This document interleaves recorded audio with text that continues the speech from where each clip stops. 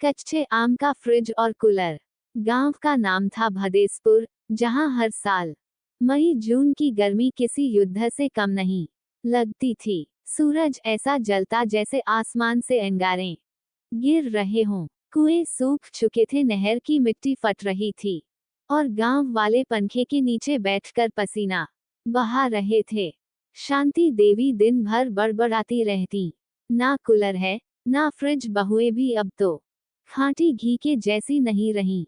हमारे जमाने में हम ठंडी छाछ में पुदीना डालकर सास को पिलाते थे। रीमा मुस्कुरा देती, क्योंकि उसे पता था कि कुछ तो करना होगा। घर के पीछे एक पुराना बौराया हुआ आम का पेड़ था। शांति देवी उसे बेवफा पेड़ कहती थी। न फल देता है न छांव, बस बैठकर भूत झाड़ो। पर रीमा को उसमें कुछ खास नजर आया। एक दिन उसने पकी टहनियां तोड़ी, उसमें लटके कच्चे हरे आम निकाले और सोचा, गर्मी है, नमक, पुदीना और आम, इनसे तो कुछ भी ठंडा बन सकता है। रीमा ने यूट्यूब से नहीं, अपनी दादी की किताबों से एक पुरानी तकनीक पढ़ी थी, मिट्टी के 2 घड़े और आम का अर्क। उसने 2 बड़े घड़े लिए, एक छोटा और एक बड़ा। बड़े घड़े में रेत डाली और छोटे घड़े को उसके भीतर सेट कर दिया। बीच की रेत में पानी भरा गया और घड़े को ढक कर छांव में रख दिया। अब बारी थी कच्चे आम के पानी की।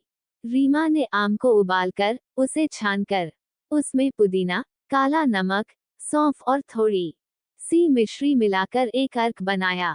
उस अर्क को घड़े में रखा और कहा, अब देखना अम्मा, आपके लिए फ्रिज भी बनेगा और कूलर भी, वो भी कच्चे आम से। शांति देवी पहले तो भौहें चढ़ा के बोली, रे बाप रे, आम से फ्रिज बना डाली इस लड़की ने। पर जब उन्होंने पहला गिलास ठंडी ठंडी आम पुदीने की छाछ पी, तो आंखें बंद करके बोली, ऐसी ठंडक तो एसी भी नहीं दे सकता। और जब आंगन में रखे मिट्टी के घड़े से हवा चलने लगी, रीमा ने उसमें एक पंखा फिट कर दिया था, तो कूलर की ठंडी हवा सीधे शांति देवी के माथे तक पहुंची। अब तो गांव की औरतें भी पूछने लगीं, रे रीमा बहू, बताओ न, आम से कूलर बनाना कहाँ सीखा? रीमा ने गांव की औरतों को इकट्ठा किया, सबको सिखाया कैसे आम से अर्क बनाया जाए, कैसे मिट्टी के कूलर बनते हैं, कैसे प्लास्टिक के बिना ठंडी चीजें रखी जा सकती हैं। अब हर घर में कच्चे आम का फ्रिज और मिट्टी का कूलर था।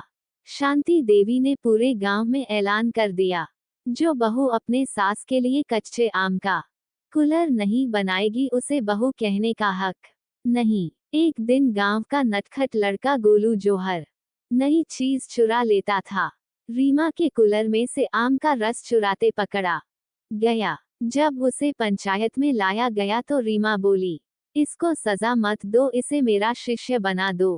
गोलू को जब कूलर बनाने की कला सिखाई गई, तो वो शहर जाकर एक बड़ी कंपनी में इको फ्रेंडली कूलिंग का एक्सपर्ट बन गया। सरकारी अफसर गांव में सर्वे करने आए, जब देखा कि बिना बिजली के गांव में ठंडा पानी, कूलर और आम का अर्क मौजूद है, तो दंग रह गए। रीमा को ग्राम जुगाड़ वैज्ञानिक पुरस्कार दिया गया।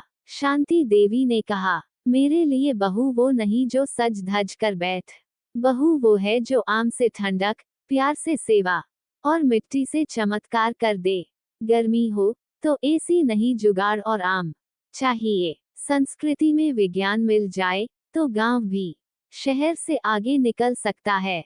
और जब सास का दिल बहू के घड़े से ठंडा हो जाए, तो यही असली परिवार है।